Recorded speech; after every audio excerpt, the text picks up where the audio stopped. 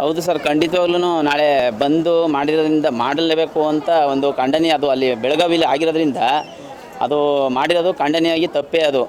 ಅದರಿಂದ ನಾವು ಅದಕ್ಕೆ ನೈತಿಕವಾಗಿ ನಮ್ಮ ಬೆಂಬಲ ಇದೆ.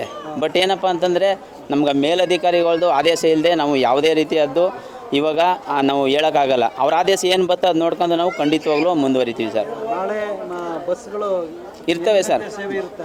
ಸೇವೆ ನಿರಂತರವಾಗಿ ಇರುತ್ತೆ ನಾಳೆ. ಆದರೆ ಬಟ್ ಸಾಯಂಕಾಲ ಹೋದಾಗ ನಮಗೆ ನಮ್ಮ ಅಧಿಕಾರಿ ವರ್ಗದವರು ಏನು ಹೇಳ್ತಾರೆ, ಸೂಚನೆ ಕೊಟ್ಟಾಗ ಅದನ್ನು ನಾವು ಪಾಲಿಸಲೇಬೇಕಾಯ್ತು. ಯಾಕಂದರೆ ನಾಳೆ ಸ್ಕೂಲು ಕಾಲೇಜ್ಗಳು ಮಕ್ಕಳು ಮತ್ತು ಹಾಸ್ಪಿಟ್ಲ್ಗಳು ಪರೀಕ್ಷೆಗಳು ಎಕ್ಸಾಮ್ಗಳೆಲ್ಲ ಇರೋದ್ರಿಂದ ಅದು ಅವರು ಏನು ಹೇಳ್ತಾರೆ ಅದನ್ನ ನೋಡ್ಕೊಂಡು ನಾವು ಮೇಲಧಿಕಾರಿಗಳ ಆದೇಶ ಪಾಲಿಸ್ಬೇಕು ಸರ್. ನಾವು ನೈತಿಕ ಬೆಂಬಲ ಇದೆ ಸರ್, ಖಂಡಿತವಾಗ್ಲಿದೆ. ಅದು ತಪ್ಪೇ ಸರ್. ಅವ್ರು ತುಂಬ ಮಾಡಿರೋದು ಒಬ್ಬ ಚಾಲಕರಿಗೆ ಆ ರೀತಿ ಮಸಿ ಬಲ್ದು ನಮ್ಮ ಬಸ್ಗೆ ಒಂಥರ ಅಗೌರವ ಅಂತಾರಲ್ಲ, ಆ ರೀತಿ ದುರ್ನಡತೆ ಅಂತಾರೆ, ಅದನ್ನು ಅಲ್ಲೇ ಮಾಡಿದ್ದಾರೆ. ಅದಕ್ಕೆ ತುಂಬ ಖಂಡನೆಯಾಗಿ ಅದು ನಮಗೆ ಇದ್ದೇ ಇರ್ತದೆ ಅದ್ರದ್ದು ಬೆಂಬಲ.